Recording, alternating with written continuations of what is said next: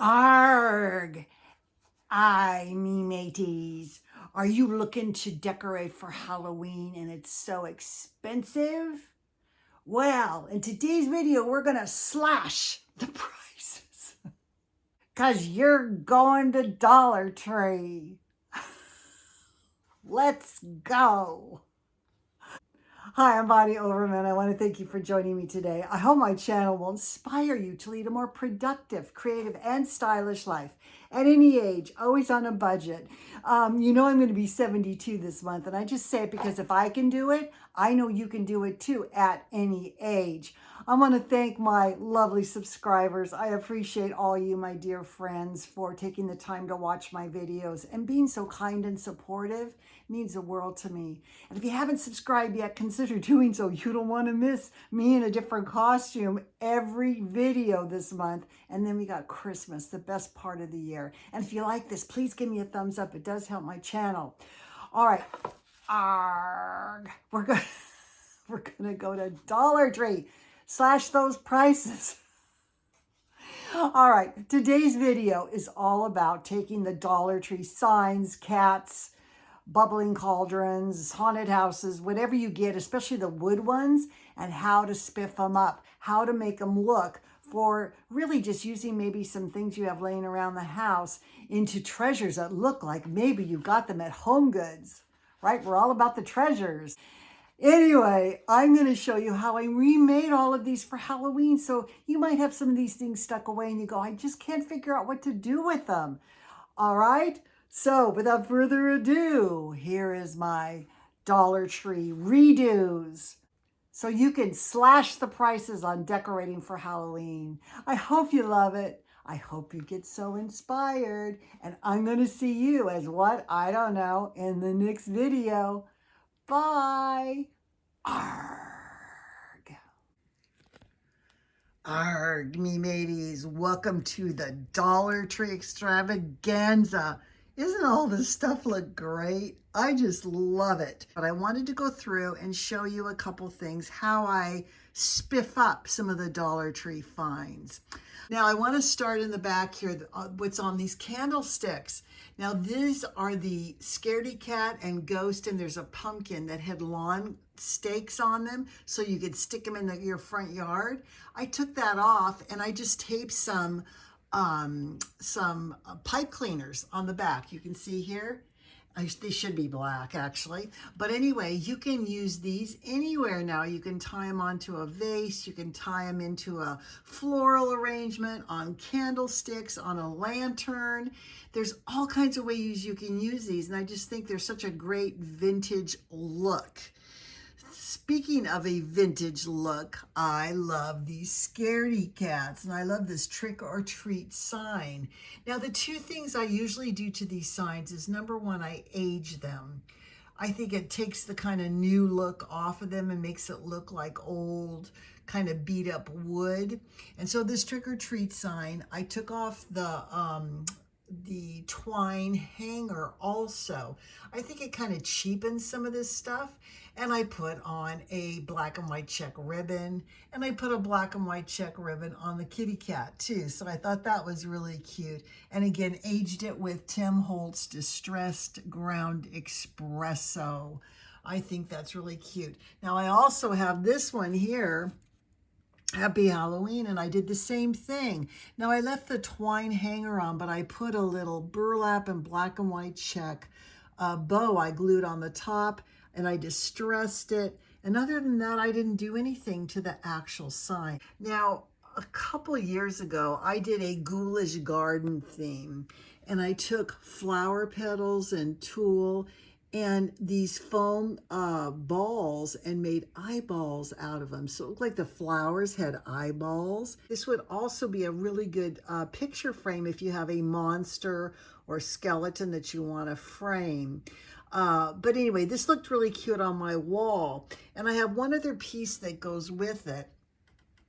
And it's this piece right over here. This is the cauldron with the witch's legs. And you can see here I added those flowers. I did white dots on them. There's an eyeball. I used some tulle. I love the green and the kind of turquoise looking tulle. Here's another little haunted house. You can see here it was just I think it was just regular wood, and I painted it black, and in the little holes I put ghosts in the window.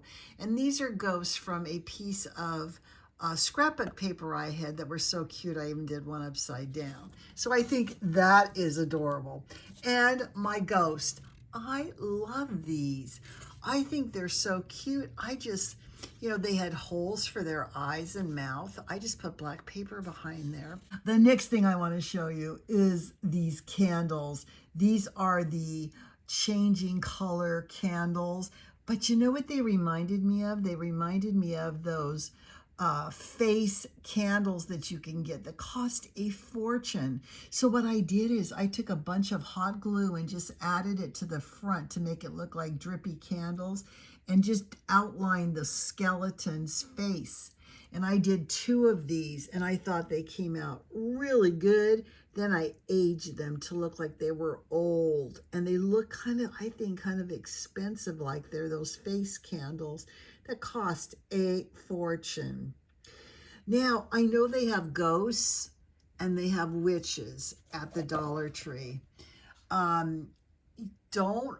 Don't hesitate to make them look old and grungy. I think what makes things look kind of cheap from Dollar Tree sometimes is that everything's kind of shiny and new. But I wanted a grungy witch with a grungy bubbling cauldron. And same with the little ghost. You can see I just really kind of repainted him to look very spooky. He has a very ethereal look to him. I think is cute. Now, I wanted to show you my bubbling cauldron. You can get these little black plastic cauldrons, I think 10 for $1.25. I also use them at St. Patrick's. I put coins and little sparkly things in the cauldrons. But this is just those little foam, I think they're bowl fillers or something. Anyway, it's all painted green, and I put a bunch of glitter on it. So it's just like it's just like cascading over the cauldron. I think it's so cool. So the haunted houses. I wanted to show you this one here because I wanted to do it a little different. I kind of decorated this like it's almost like a haunted gingerbread house. I wanted to do something a little different. So I had some of these paper candies and candy corn, and you can see in the windows I did bats. I had some paper that had bats on it, and I thought that came out so cool. But I made it kind of like a candy house, kind of beckoning the children to come into the candy house. And speaking of scaredy cats, look how adorable. This is the plaque, or I don't think he has a hanger on him. I can't remember now. But he was just a regular cat that you could see through his eyes, and he had a little pumpkin down there. So what I did is I backed his eyes with some paper. I added jingle blocks, okay? Those always have these jingle blocks because you can make flat pieces of wood stand up, and now you've got a really good piece of decor. So he's got orange eyes, and then I covered the little pumpkin in black and white check. I added all kinds of raffia, a bow to the pumpkin, a button, and some burlap, and I think he's so adorable. He's my little cat. And my grand finale are my books, my Dollar Tree books. These are just regular books from Dollar Tree. And this is the one from Hocus Pocus.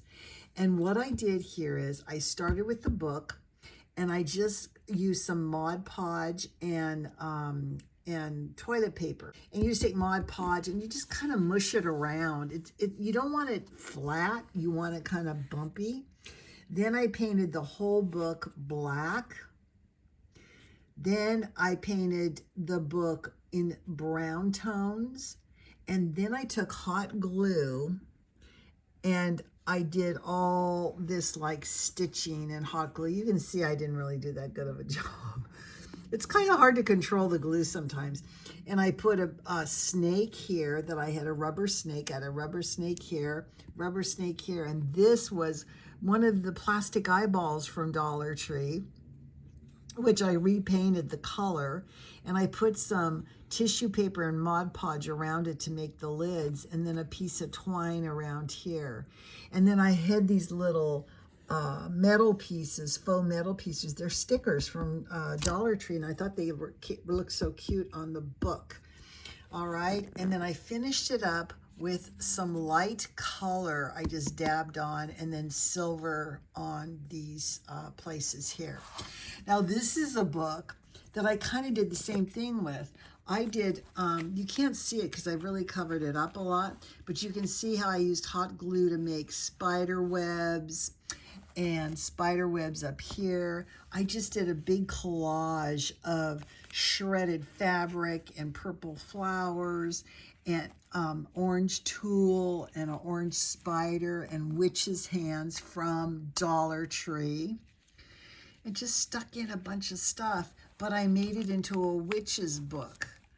Okay, so gauze, crepe paper, all my wonderful things, and these are all my stories. And I'm going to go through this when I come as a witch to tell you all the stories. This was the competition.